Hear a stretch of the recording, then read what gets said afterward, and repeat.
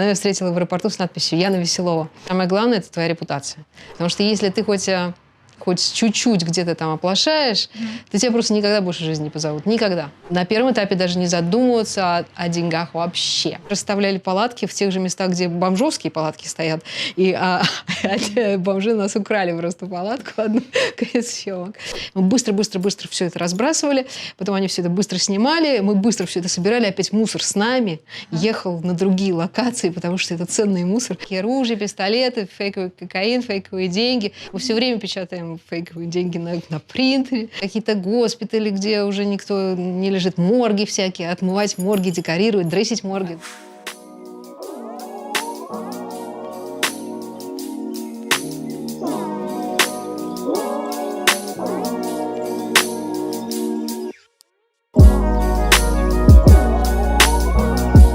А сегодня у нас в гостях дизайнер по интерьерам. Яна уже в США 6 лет. Яна, расскажи, пожалуйста, как ты пришла к этому? То есть с чего началась твоя история и как вообще получилось, что ты переехала в Америку и чем ты занималась в России? Я всегда занималась интерьерами в России до этого. Потому что когда мне было 4 года, меня мама и папа привели в Эрмитаж в изо-студию. И там я училась до 10 класса. В общем, я с детства была привлечена к искусству. И моя мама думала, что я буду дизайнером еще даже когда я у нее была в животе. Вот. И так что выбора у меня особо не было. И я потом поступила в Мухинское училище. И там я училась на средовом дизайне, который дал мне очень широкий спектр возможностей, потому что я могу делать и фирменные стили, интерьеры, и аутсайд, и все что угодно. Но я всегда мечтала о театре, потому что моя мама играла в театре, она скрипачка, и она меня с детства водила в театр.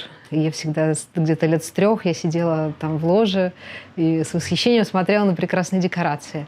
А потом в перерывах я всегда ходила за кулисы. И за кулисами меня восхищали костюмы потрясающие, прекрасные. И вообще, как все это устроено, это такой волшебный мир. Вот. И тогда я уже, конечно, начала мечтать о... Как бы я могла быть сет-дизайнером, как бы художником-постановщиком. Но я поступила в Мухинское училище, и там меня занесло в дизайн. И, в общем, после дизайна, конечно, мы с моими одногруппниками открыли дизайн-студию. Мы занимались интерьерами и графическим дизайном. У нас были очень крупные клиенты, очень интересные, разнообразные. Мы делали общественные заведения, и мы делали и дома, и крупные сети. А потом я решила переехать. Я даже организовала свою собственную дизайн-студию. И я подумала, что все прекрасно. Может ли это меня удовлетворить в жизни так, чтобы я всю жизнь только вот в этом жила, и все. И я подумала, что нет, что я хочу больше, что я хочу океан, хочу солнце, хочу, чтобы никогда не было зимы, и хочу, чтобы развиваться и расти, и учиться всегда. Просто, непрерывно. Потому что в Петербурге, было уже понятно, что будет так, и все очень достаточно ограничено. И что очень маленький город, и мне хотелось чего-то огромного, гигантского. И как началась твоя история? То есть, ты решила переехать, и ты получается, туристическую визу? Это был очень долгий поиск, потому что я думала, что я хочу найти такое место в мире, где нету зимы никогда. И я думала, это же просто. А потом я начала исследовать мир и вращать этот глобус, и оказалось, что совсем даже не просто, потому что у меня такие были варианты, как Рио-де-Жанейро, были такие Аргентина, при том, что я не знала испанского. Потом я думала про Италию, потом я думала про Испанию. Я даже поехала учиться в Италию, в Милан, в политехнику де Милана, взяла там курс по интерьерам, чтобы понять, могу ли я жить в этой стране и работать не только как турист, потому что я очень любила Италию. Вот. И посмотрела со стороны проживания, как я там живу, учусь и общаюсь, и живу обычной, нормальной, регулярной жизнью. И я подумала, что все-таки, наверное, это не мое, потому что...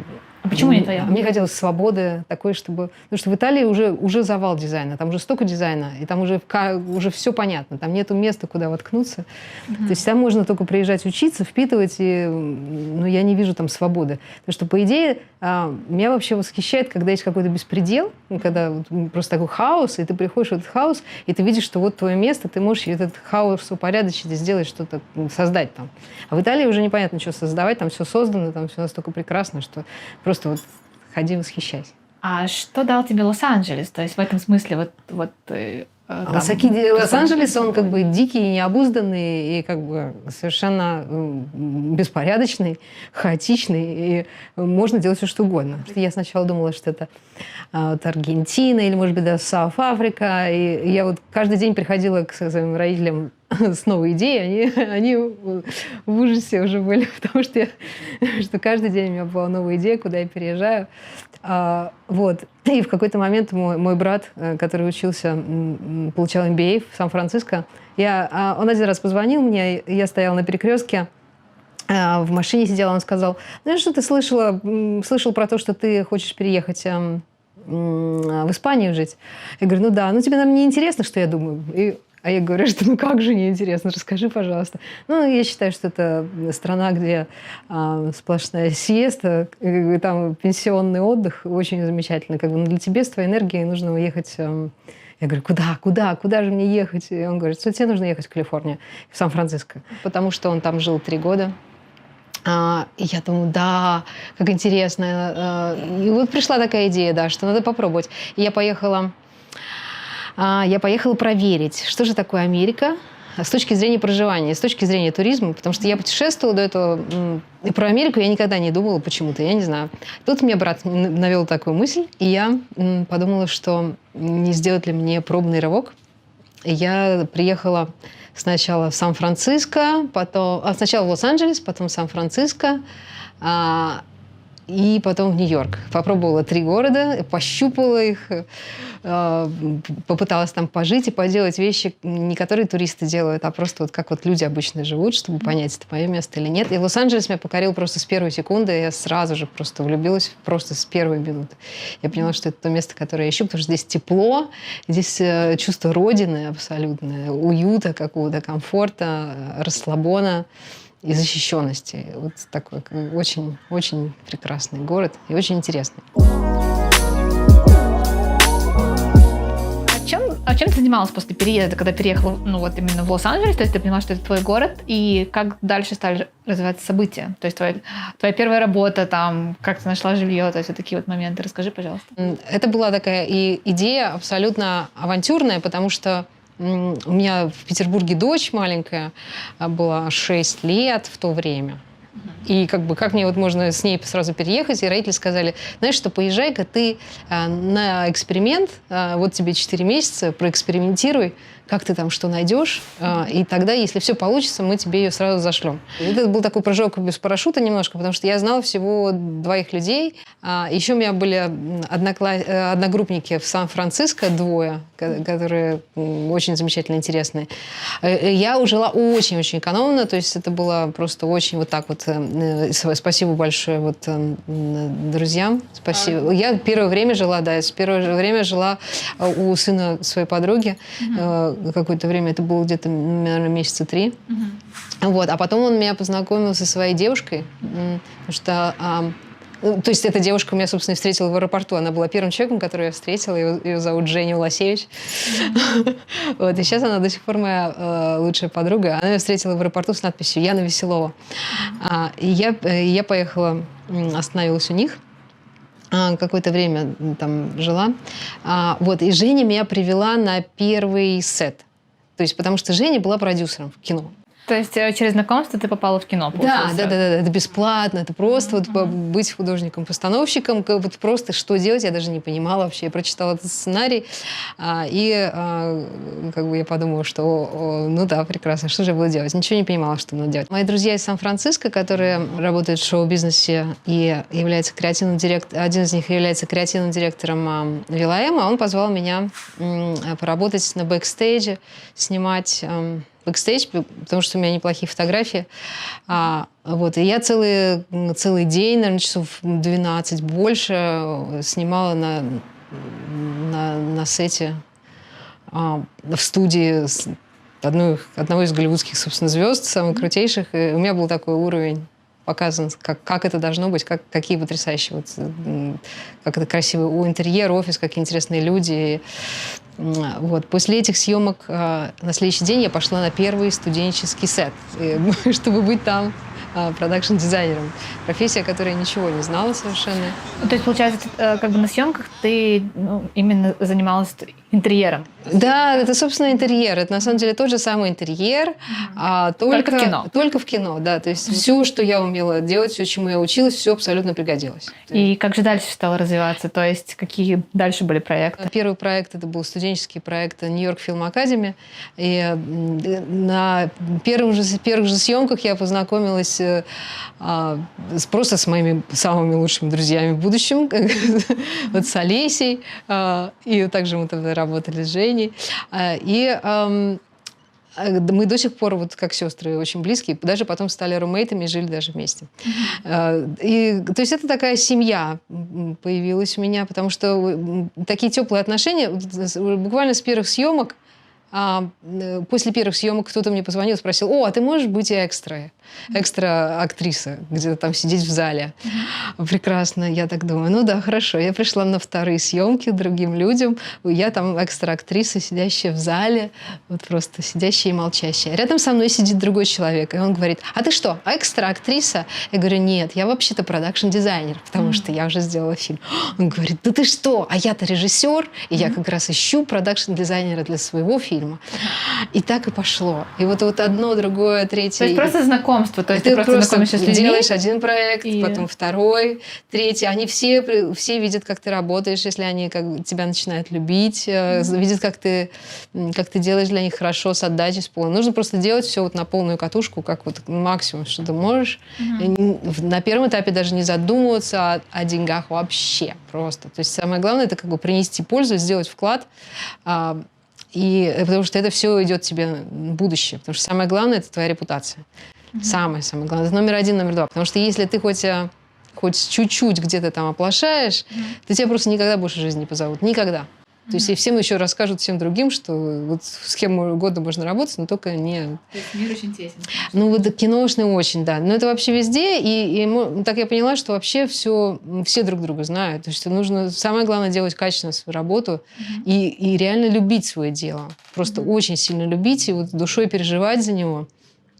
И тогда все будет прекрасно. То есть разные совершенно проекты, пока, наконец, случайно... Я все мечтала, как бы мне, наконец, получить полнометражный фильм. И вот случайно один раз ассистент директора, он был прекрасный марокканец, порекомендовал меня на проект уже на студию.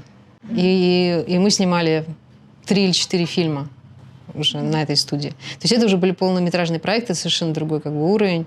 И, конечно, совершенно другая ответственность. И у меня было уже много человек в штате. За 6 лет я успела поработать больше, чем в 85 проектах. Из них 13 полнометражных фильмов. Из российских проектов это были фильмы «Движение вверх» с Владимиром Машковым, «Гудбай, Америка» с Дмитрием Нагиевым и Юрием Стояновым. Сейчас мы работаем над фильмом «Первый Оскар», который выйдет в свет в 2021 году, я надеюсь. Также я работала с мюзик-видео, с Аллом Бадоевым, с Даном Баланом, с Монеточкой, Ханной, Анной Седоковой. Но из американских звезд я могу упомянуть Тайгу и Offset, которым мы тоже делали мюзик-видео. И на полнометражных фильмах у тебя была тоже такая же задача, то есть именно по интерьеру, то есть по, скажем так, вот всему, что там происходит внутри, именно интерьерному, ты за это отвечала, только это гораздо более глобально, потому что в одном фильме там может быть там 60 локаций, 40-60 локаций в одном фильме. В чем разница между полнометражным фильмом или вот, допустим, короткометражным? Да, там, студенческим проектом для тебя как для дизайнера, то есть вот именно изнутри, в чем разница? А изнутри, самое главное, что это ответственность просто. Ответственность и скорость работы и просто глобальность мышления. То есть если ты здесь в студенческом проекте, у тебя может быть там 3-4 локации, это потому что даже, может быть, иногда очень вкладываются студенты, очень серьезно ко всему относятся. То есть это не значит, что если студенческий, то значит плохой. Ни в в коем случае. Иногда они очень сильно вкладываются, но это очень ограниченное количество локаций. Когда это идет полнометражный фильм, то это огромное количество локаций. И в день может быть смена 3-4 локаций. И они должны быть все готовы. И поскольку аренда этих локаций происходит на очень лимитированное количество времени, то мы должны очень быстро это все построить, очень быстро все это разобрать и уйти уже на другое место. И как ты с этим справлялась? Это просто огромное количество организационной работы еще. То есть ты должна думать не только о том, как это красиво в кадре, а еще о том, как это все сложить, разложить, и кто вот эти люди, которые работают. Самое главное, чтобы эти люди не подвели, чтобы они были надежные, чтобы они были ответственные, и чтобы они любили свое дело, и чтобы с ними легко было общаться. То есть вот все вот нанять эту команду, крю, понять, кто они, потому что это моя работа тоже. И правильно понимаю, что на проекте у тебя было в подчинении, допустим, там несколько человек, которые, скажем так, на разных локациях организовывали какие-то... Да. И я должна все это контролировать. То есть потом мы снимали в Китае, в прошлой зимой. У меня там было, по-моему, в арт-департаменте 20 человек народу. Это были все китайцы. А как ты их контролировала? Как это тебе удавалось? Ну так. Все, у нас были еще помощники арт-директора, который помогала все это делать. Ну, то есть пока что это было 21 человек, это было максимальное количество. А здесь, наверное, человек 10-15 в Лос-Анджелесе. Ну, где-то так иногда. Ну, это включая и тех, которые стоят на сете, которые тебе помогают, и те, которые строят декорации. То есть вот это нужно всех контролировать. А до этого нужно придумать все идеи. В первом проекте, это был первый полнометражный фильм, о котором я мечтала больше всего на свете, и которого это было мое самое большое желание. И когда он наконец пришел, тогда я помню, что я приходила к своим руммейтам, к Алисе, и говорила: Алиса, я лучше умру, давай просто я сейчас вот быстренько умру, потому что это гораздо будет легче, чем сделать этот проект. Настолько это было сложно, потому что все в первый раз, я никогда не нанимала крю, никогда не нанимала команду, с которой нужно работать большую. И я вообще понятия не имела, как можно все эти сеты построить, огромное количество. А фильм был, это постапокалипсис, то есть это нужно показать Лос-Анджелес после разрушения, после того, как два солнца нашли одно на другое. Это какой-то полный бред. Вот. Ну, в общем, какой-то сценарий. Все сценарии они примерно идут по одному и тому же развитию. Супергерой, который спасает человечество после постапокалипсиса. И нам нужно было задекорировать даунтаун Лос-Анджелеса вот буквально под теми же самыми мостами, где бегал Шварценеггер. В известных фильмах. Да, но мы знаем, что в реальной жизни, да, под этими самыми мостами живут бомжи. Да, вот. И нам нужно было построить как бы город, в котором, значит, город такое место, где люди спасаются после постапокалипсиса, и они живут в палатках.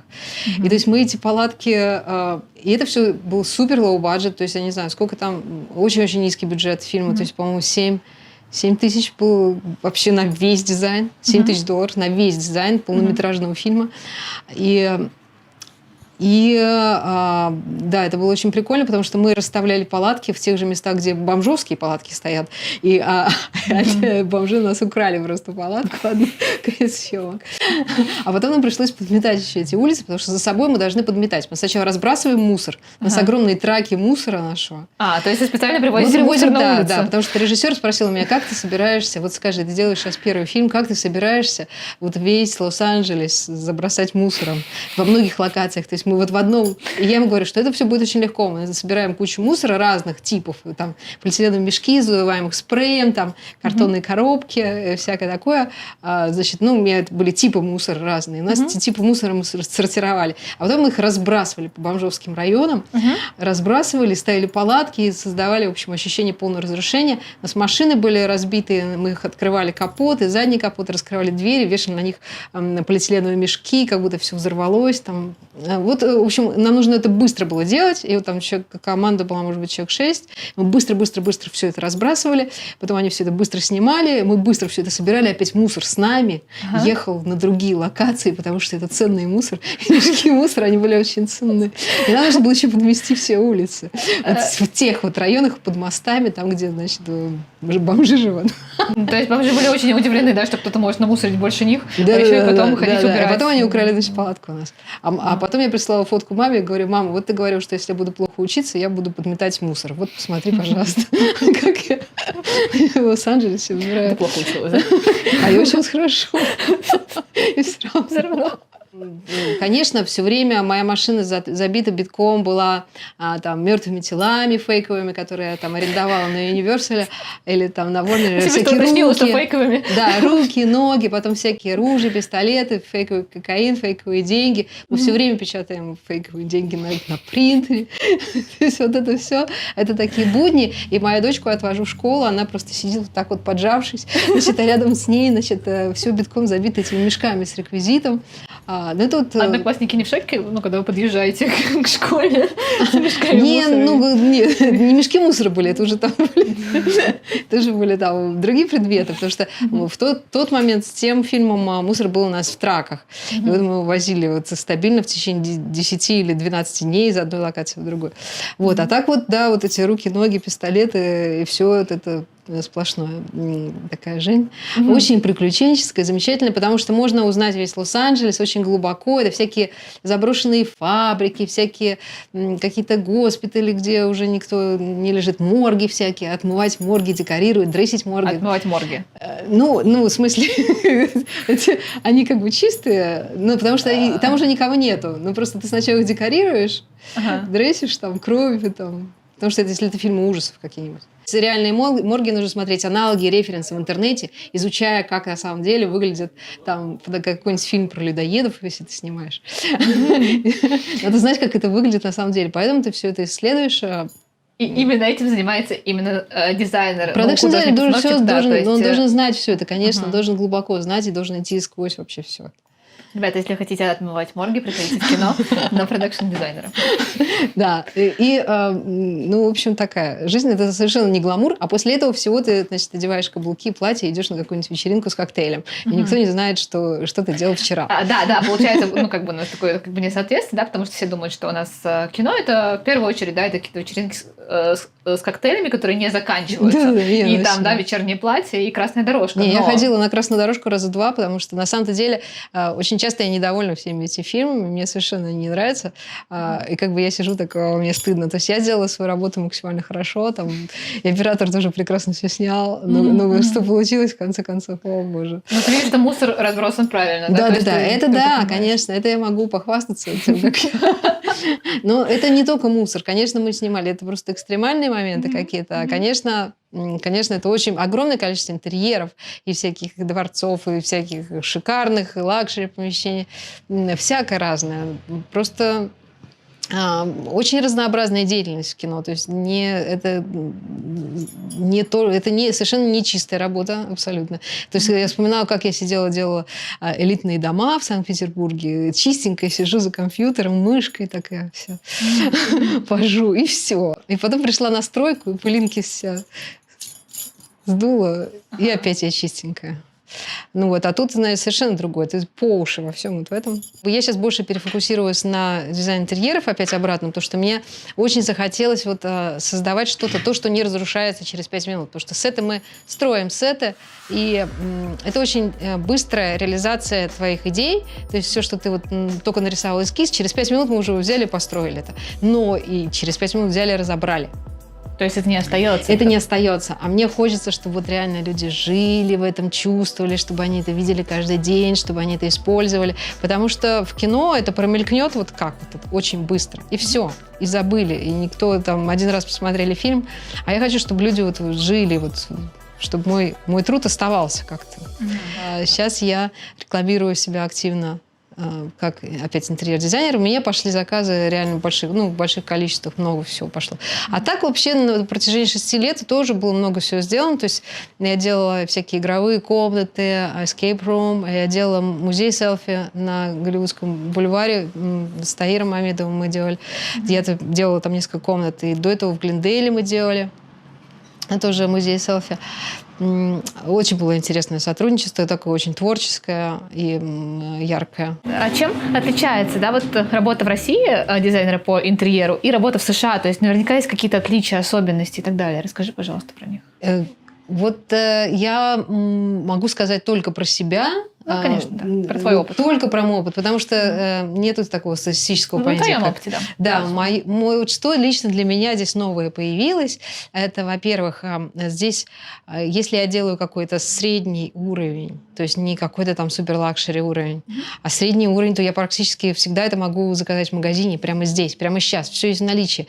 А в России это очень часто было так, что нужно было ждать, очень долго выбирать по каталогам и очень-очень долго ждать привоза. То есть проект растягивался на какие-то невероятное количество месяцев, потому что ничего не было на рынке, на складе, но все нужно было заказывать. А здесь это все вот прямо есть в огромных количествах, все, что хочешь.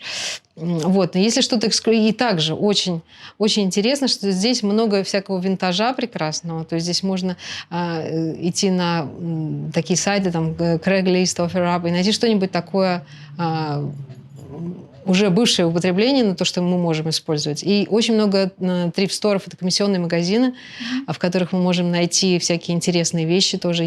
Весь этот опыт пришел ко мне из кино, потому что в кино мы очень часто используем комиссионные магазины, и это очень здорово, потому что то есть у тебя будет не только там предметы узнаваемые, потому что они на рынке хорошо представлены везде, а именно что-то такое, что вот уникальное. Может быть, есть какая-то разница между российским, да, допустим, менталитетом и подходом, да, вот у людей и, допустим, в Америке?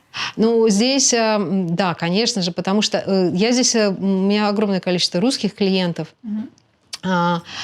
и мы с ними тоже прекрасно все это делаем, но просто разные требования. По сравнению с тем, что в Петербурге было, они хотели обычно с нуля все. То есть они заезжали в новую квартиру, квартира им принадлежала. И тогда они просто делали большие вложения, и просто была полная перепланировка, и просто мы делали все, весь огромный объект с нуля. Здесь очень часто люди переезжают уже в готовый дом. Они покупают готовый дом, и им не нравится этот дом, как вот он есть, но они не хотят глобальных перестроек. Они могут поменять стиль, цвет стен, они хотят всю мебель новую, но они не хотят делать перепланировок глобальных, которые требуют строительных вмешательств. А с чем это связано? Ну, потому что в основном со стоимостью и в том, что как бы они, может быть, многие, кто переехал, они не настолько...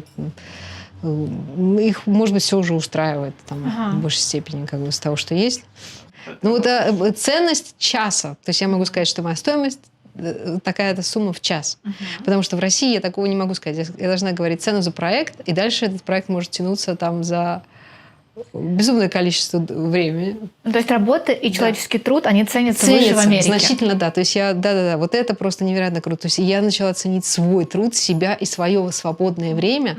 И то, что оказывается, что если это мне не оплачивается, то я могу пойти на пляж купаться. И это как бы, и это мой выбор.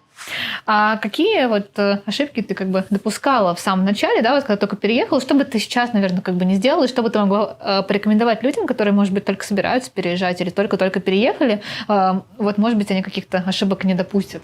Ну вот я думаю, что ошибок вообще в природе никаких нет, и никто их не совершает никогда, потому что мы делаем максимум того, что вот мы можем сделать на том уровне развития, на котором мы находимся. Мы просто стараемся, мы все очень стараемся, но просто вот делаем, что можем.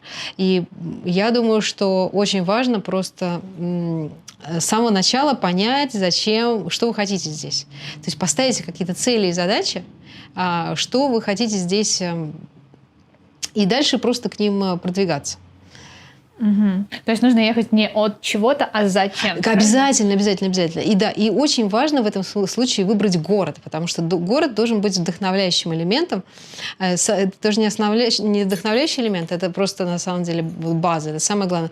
Потому что, вот, например, я хотела океан, солнце, теплый, все время теплый год без зимы, и чтобы было очень-очень интересно, чтобы можно было развиваться, чтобы можно было расти, чтобы были люди со всего мира, и все время находиться в ощущении путешествия, потому что я очень люблю путешествовать. И вот тут я себя чувствую именно так. То есть это были у меня такие задачи, переехать в такое место и тут уже начать развиваться. Тут начать развиваться и сделать свою дизайн-студию, и раскрыть весь свой потенциал, все свои таланты, сколько мне дано. Ну, просто вот сделать максимум, все, что я могу. Но просто уже в том месте, которое меня очень сильно вдохновляет.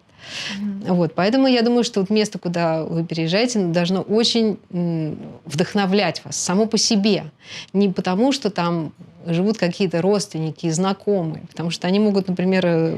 Кстати, да, очень часто так происходит. Да, я переезжаю, потому что у меня здесь тетя и дядя. Ну и что? Тетя и дядя живут своей жизнью, как бы вы сидите... То есть очень многих, ну да, когда спрашиваешь, получается, что человек говорит, ну почему этот город? Он говорит, я не знаю, у меня там жил там кто-то, там друг, там, не знаю, там, да, любой родственник, любой знакомый, человек просто едет. Это не может быть мотивацией, мне кажется. Как человеку выбрать город, допустим, если он вот сейчас еще находится в своей Но стране? самое главное понять, ну для меня вот было самое главное понять, что же я хочу поменять, что же я хочу приобрести. Вот я хочу солнца, потому что в Петербурге не было солнца вообще практически. Ну, то есть только один. То есть теплый климат – это номер один. Это чтобы не было никогда зимы, не было ритус, никогда не было свитеров, там, шапок, ушанок. И чтобы всегда ходить в сандаликах. И всегда можно было купаться. Ну, мне немножко прохладно летом, потому что... То есть зимой, потому что не всегда можно купаться. Ну да, вот опять-таки есть там Флорида, допустим, да, Техас. Да, а дальше начинаем, да, мы просто, ну, например, у меня было вот такое, да, что самое главное, чтобы было тепло, чтобы это был огромный, гигантский мегаполис, чтобы он был развивающийся, современной культурой, чтобы можно было экспериментировать. То есть, получается, сначала нужно путешествовать и посмотреть... Да, обязательно. Потому что, ну, сколько вот мы путешествовали, я вот сейчас могу сказать, что я не знаю до сих пор ни одного места, где я могла бы жить. Вот не то, что я бы хотела, конечно, еще поехать, изучать Латинскую Америку и Африку, обязательно поеду еще, и Японию, но вот именно как база жить, вот какой-то вот такой кэмп, бейс-кэмп, как бы хочется, ну, вот, чтобы было здесь, потому что здесь все очень удачно как-то сочетается. Нужно изучать мир, изучать все, что происходит, потому что вполне возможно, вот я когда приехала, я думаю, может быть, я не интерьер-дизайнер, и да, прекрасно, я открываюсь к любой новой идее, все, что угодно может со мной произойти, я не обязательно интерьер-дизайнер. И вот прекрасно меня занесло в кино. И вот, и почему нет? А потом, ну, то есть нас может занести куда угодно, и это очень интересно. То есть мы можем полностью измениться, находясь в этом приключении. Это приключение. И поэтому здесь, чтобы... Тут реальный такой квест. И чтобы находиться вот на хорошей волне, нужно, я думаю, всем говорить «да». Вот как вот фильм Джима Керри.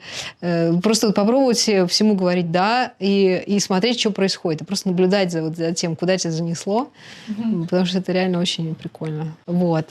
И не бояться делать ничего бесплатно. Вот я думаю, что не бояться делать ничего бесплатно, а даже делать иногда бесплатно, и больше отдачу, потому что потом это все равно вернется тебе с другой стороны. То есть, там, например, ты кому-то что-то делаешь бесплатно, и так и потратил там 4 дня, а потом раз такой, тебе пришло с другой стороны, тебе привалило там. И такой, вот это да, там. И вот никогда не высчитывать, не быть жадиной вот именно в отдаче. То есть, как бы... То есть как можно... вернется. Да, это все вернется, да, и потом это вообще все твоя игра, как бы это вообще все игра. Я вот когда сюда переехала, я поняла, что для меня самое главное быть счастливой. То есть для меня даже сейчас уже, вот я думала, что самое главное это быть карьера, там, и сделать карьеру и сделать какие-то невероятно красивые интерьеры и достижения в области дизайна. Сейчас я думаю, что самое главное быть счастливой для меня. То есть у меня полная переоценка произошла. Я хочу наслаждаться каждый день, и я просто смотрю, что мне приносит наслаждение. Наслаждение приносит, когда я востребована, и когда мои заказчики счастливы. Вот прекрасно. Что в кино, что... Я сейчас еще занимаюсь декорированием иногда всяких мероприятий. Это тоже замечательно. А про тот стереотип, то, что, допустим, американцы улыбаются фейково, то есть, допустим, вот именно вас все равно, но они вам все равно улыбаются. Вот, есть такой стереотип. Вот. Есть такой, да. И я сейчас думаю, что это не важно. Дело в том, что в этой улыбке есть позитивный настрой, а самое главное, что мы все были на таком позитивной волне, потому что она нас приведет к счастью. Fake it until you make it, опять-таки. То есть, и вот это очень хорошая тема, потому что когда все ходят с угрюмыми лицами и такими опущенными, и вот они вот абсолютно не притворяются, они вот правдивы, они действительно полностью тоскливы изнутри, и вот они вот такие есть, они ничего не хотят изобразить.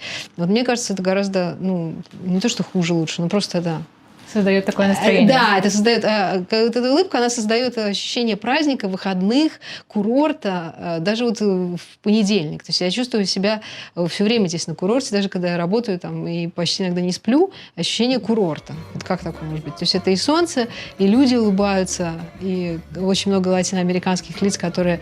Они просто очень солнечные сами по себе, теплые. Я не знаю, это, мне кажется, очень важно. Что... А что насчет душевности? Допустим, говорят, типа, вот в Америке менее душевно. Есть такая тема, что как бы все спрашивают «How are you?» и никому ничего не важно, как бы, это как в фильме «Брат 2», там, а что им действительно важно знать, как я себя чувствую. Да нет, в Америке ничего не важно, кроме денег. Это действительно так, я думаю, скорее всего. Но это как бы... Действительно, how are you ничего не значит, никому ничего не интересно, нужно быстро сказать well, how are you, как бы, и пробежать дальше. И просто мы обменялись позитивной энергией. То есть мы не будем друг друга грузить, как на самом деле дела, что мне нечем заплатить билл, там, или что у меня оттовали машину, увезли Это было бы по-настоящему how are you. Нет, мы просто обменялись привет-привет и радостной энергией и побежали каждый по своим делам. Может быть, кому-то стало от этого легче. Может быть, а если бы мы начали грузить друг друга в суровые правды дней, то кому бы от этого стало легче? Вот, точно совершенно никому. А так мы распространили и увеличили вот эту позитивную энергию, и мне кажется, вот в этом суть. А дальше, если тебе нужен кто-то для теплых душевных разговоров, то у тебя всегда есть, во-первых, друзья в России, или психотерапевт в Америке. Да, всегда есть русские друзья, всегда есть русские друзья тут. Есть куча вообще русских подружек. Огромное количество таких вот теплых, не огромное, но, так скажем, они есть. Возможно, поэтому люди здесь так объединяются. Да, теплые, прекрасные люди. Мы шутим над своими шутками. Нам не нужно их переводить, транслировать. А также, но это не значит, что мы только здесь заперты только в русской культуре. Абсолютно нет. Я совершенно, у меня огромное количество знакомых из разных культур, и мы с ними тоже веселимся и шутим, и все замечательно. Но вот именно такое у меня всегда есть друзья, с которыми я могу поделиться. У меня нет с этим проблемы. А с каждым встречным мне хорошо просто улыбнуться с ним. Мне кажется, это в этом... То есть такой позитив, когда... Конечно. Позитив. Да, я даже еще не слишком-то улыбаюсь, я еще достаточно серьезно. Мне кажется, лет через 10, может быть, я уже улыбалась. А потом еще я слышала такое, что как бы, если у вас очень плохое настроение, начните фейково улыбаться вот так вот. Через какое-то время у вас оно улучшится. К сожалению, я думаю, что в России оно не подействует. То есть это ничего там плохого нету. То есть это наоборот, это хорошо. Даже если там вот это такое притворство, как бы... Мне кажется, если оно на благо идет. Потом оно же не притворство, это просто такая традиция, это просто уже культура такая. Если так принято. А что насчет того, что, вот, опять-таки, один из стереотипов, да, что в Америке люди гонятся за деньгами, да, то есть, типа, вот всем становится вдруг, там, я не знаю, важно, то есть, там, душевность отходит на второй план, а на первое место выходят деньги. Что можешь по этому поводу сказать? Про деньги? Деньги действительно важны, они очень нужны. Именно про стереотип, то есть, это, с твоей точки зрения, так ли это? Да все разные, все же разные. Это абсолютно, все настолько разные, здесь невозможно шаблон навешать. В общем и целом, то есть, вот какой-то вот этот стереотип можно... Я не знаю, я могу сказать, что люди здесь интересуются деньгами, да, и это совершенно нормальный, здоровый интерес. И особенно в Лос-Анджелесе, потому что это специальный такой активный город, сюда люди приезжают не расслабляться, в общем-то, а сюда приезжают люди со всех стран мира реализовывать свои проекты и реализовывать свои фантазии, мечты и достигать каких-то целей. То есть они приезжают даже из глубинок Америки, из других городов Америки, чтобы вот здесь, в Лос-Анджелесе, это раскрыть. Так же, как в Нью-Йорке, там, так же, как в больших крупных городах. То есть, как бы, естественно, это эпицентр такой фабрики тщеславия, конечно, разумеется. И, конечно, люди здесь хотят зарабатывать деньги, это нормально. То есть, если хочется чего-то тихого, спокойного, там, где все сидят по домам и вот заняты там семьей, там, и вот больше такие семейные ценности. Наверное, это не Лос-Анджелес, конечно, но там другая энергия будет. Там не будет такой движухи, там не будет такого фейерверка. То есть это одно к другому идет. То есть здесь, вот, смотря что ты хочешь. Если хочешь чего-то спокойного, тихого и душевного, наверное, может быть, это в другой город. Хотя я думаю, что здесь можно найти все, что угодно. Я думаю, что здесь это такое разнообразие персонажей, личностей, что здесь реально рок изобилия. Здесь можно найти все, что угодно. Все, что и по стилю, и по менталитету, и по культуре. Любой человек, да, из любой страны, когда он только переезжает, он сталкивается с определенными сложностями, трудностями и какими-то фазами адаптации. Да? И скажи, пожалуйста, что у тебя было такое сложного? Вот, ну, твоя адаптация, насколько сложно она проходила? Ну, самое сложное это было, наверное, вождение по хайвеям, потому что 8-полосное движение и навигатор, который тебе говорит на английском, название улиц и поворотов, которые ты вообще не понимаешь, ничего не понимаешь, и все это каша, и тебе нужно перестроиться из одного ряда в другой. А до этого в Питере очень спокойный такой, практически уездный там, режим движения. В общем, это, конечно, было волосы дыбом.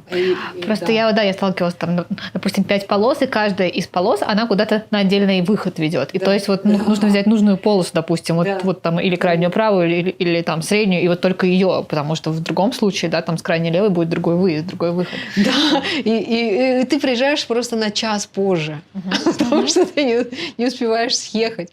И я что сделала? Я, значит, решила, что я себя, во-первых, не ругаю, потому что у нас есть привычка ругать себя. А здесь нужно все время себя хвалить. Вот все, когда мы переезжаем, нам нужно себя хвалить, себя поддерживать, быть себе другом самым лучшим.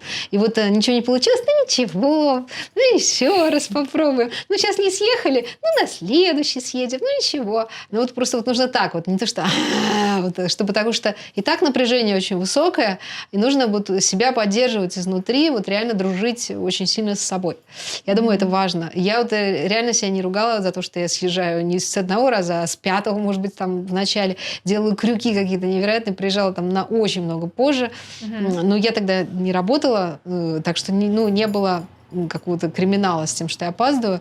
Но вообще, конечно, это было, да, и все время очень страшно, что скорости такие огромные, и все несутся по хайвеям, и вообще... И, конечно, немножечко другие правила движения, то, что можно поворачивать на красный, то, что огромное количество писем, которые приходят в почтовый ящик, и ты не понимаешь, на какие тебе нужно отвечать, на какие не нужно, что является спамом, а что не спамом, за что тебя могут посадить в тюрьму, что самое страшное, а за что нет, или ты вообще не понимаешь. Ну, это со временем проходит. Для этого нужны друзья, которые вот здесь жили, и которых ты просто спросишь, которые, а это что такое? И вот вообще по всем вопросам вот иметь вот этих друзей, вот всегда вот просто вот обращаться к людям, даже, может быть, к малознакомым, просто спрашивать их, потому что иначе наступает страшная паника. Тебе кажется, что весь мир оболчился против тебя, и тебя засыпает какими-то письмами страшными, и вдруг это угрозы чего-то. А на самом-то деле это совершенно безобидная реклама, может быть. Самое страшное, я помню, это когда звонки спама, и постоянно звонки спама, и говорят... Реклама, то есть. Реклама, и они говорят каком-то непонятном совершенно языке, на микс вообще чего-то непонятно с акцентом, или какие-то люди ошибаются номерами, все время звонят. Это все возникает такую панику, вводит в панику легкую такую, не то что сильную там. Но страшно иногда, что иногда мошенники всякие звонят, и они тебе начинают угрожать там про social security, там у вас какой-то, или там что-то на вашей карте. Там. И опять-таки друг всегда поможет. Вот друга спроси, вот что такое? Она такая, это мне каждый день звонят, я их посылаю. И все сразу все хорошо становится. То есть вот обращаться к людям и спрашивать их, вот что делать, если так, что делать, если сяк. И вот все расскажут. То есть здесь нету страха в большом городе. Что еще было? Найти квартиру, конечно, сложно. Вот именно, опять-таки, нужно четко понимать, что ты хочешь, в каком месте и зачем. Вот описать себе идеал. Я написала, что я хочу жить в самом центре, так, чтобы метро было рядом, чтобы рядом была движуха, чтобы рядом была школа для моей дочки, чтобы в доме был бассейн, и чтобы чтобы был в самом-самом-самом центре. И как раз так случилось, что у меня съемки фильма были в доме у режиссера, и я захожу в этот дом режиссера и думаю, а этот домик-то мне подойдет. И через какое-то время, года через 2, меня судьба привела в этот дом. То есть нужно четко поставить задачу вселенной, чтобы четко я хочу то. и тебе это дадут. Просто не что-то расплывчатое. Хочу какой-то дом где-то там. Нужно понимать, в центре или в сабербе, там где-то как там. понимаете, ты только что приезжаешь, допустим, да? Вот Да. ты только что приехал, у тебя там, допустим, Вначале ограниченное вообще не людей. важно. Вначале вообще не важно. Я думаю, что нужно найти какого-то румейта и просто куда-то вписаться. Вот просто, чтобы это было дешево и сейф. И вот что-то такое-нибудь, чтобы спокойненько сидеть. Тихо, спокойно. Где-то недалеко. И уже оттуда начать изучать, что уже и как. И потом вот уже себе ставить какие-то... Понимать, что ты хочешь, куда тебя больше тянет. Просто ходить, все щупать, исследовать. Вот это мне нравится, это не нравится, это мое, это не мое. Вот методом тыка все вот понимать. В общем и целом, да, какие-то вот у тебя были, может быть, представления о мире, вот когда ты жила в России. И что изменилось, когда ты переехала в Америку и пожила здесь уже, скажем так, 6 лет? Это достаточно такой длительный срок, да? Особенно с точки зрения людей, которые только переехали там меньше года назад. Вот, что изменилось у тебя в представлениях вообще о жизни? Ой, я не знаю. Мне кажется, я стала значительно более счастливая, расслабленная и больше стала верить в себя, больше стала доверять себе, что у меня улучшился контакт внутри с самой себя, с самой собой. И мне кажется, я перестала бояться очень многих вещей, перестала бояться экспериментировать, и понимаю, что все это этапы, ступени, что мы вот все просто учимся, и перестала, может быть, бояться каких-то падений, неудач так сильно, как раньше боялась. Очень важно быть за себя, потому что иначе кто за тебя, если не ты за себя? То есть тут уже просто кто-то должен тебя защищать. Это очень-очень важно. И, конечно, изменилось очень много всего. Мне сейчас кажется, что я живу во всем мире. То есть у меня нет, я не чувствую границ. То есть когда я жила в Петербурге, мне казалось, что вот сидим мы в коробочке, а вот весь мир огромный, гигантский. Вот. При том, что мы путешествовали очень много, но все равно ощущение такое, что нужны специальные визы какие-то, паспорта, там специальные. А здесь даже только из-за того, что межнациональный город, многонациональный город, что люди со всех стран, и что очень большое разнообразие культуры. Тебе кажется, что ты все время путешествуешь и все время живешь в разных странах. Вот, поэтому кажется, что ты... У меня даже было такое ощущение, что мы как будто все умерли и попали в рай. И самое главное, не идти на поводу у этого страха, потому что здесь реально чувствуется поддержка, Вселенная тебя просто поддерживает. То есть это как будто бы испытание. Вот ты справишься с ним, пойдешь ты дальше или нет. Вот если там... Вот это было очень интересно про медведя. Потому что мы когда шли в парке и видели людей, которые возвращаются обратно навстречу нам и говорят: «Там медведь!» И что, вы дошли до водопада? Нет, мы не пошли на водопад. Там же медведь. И они, люди развернулись и не пошли. А потом за ними идут другие люди. Опять. Ну что, вы видели медведя? Да, там медведь. Он милый, вполне нормальный, адекватный. Ничего там такого плохого не делает. Третьи люди идут. Вы видели медведя? Нет, не видели. А потом идут еще люди какие-то. Вы видели медведя? Да, говорят, там ходит медведь. То есть кто-то там жутко испугался, развернулся и не пошел, а кто-то сходил и нормально сказал: нормальный медведь. Мы точно так же прошли, и дошли до водопада 2,5 часа в одну сторону, и смотрим, медведя мы так и не встретили. И даже какое-то разочарование. Ну как же так? А где же медведь-то? Ну что ж такое? И нужно на дороге обратно мы встретили медведя. Ну ладно, хорошо. Нормально. Все получили по полной. Узнали, как дела, да? Да. И все. То есть все зависит от того, ты струхнешь ты или не струхнешь. То есть если струхнешь, то ты не увидишь медведя.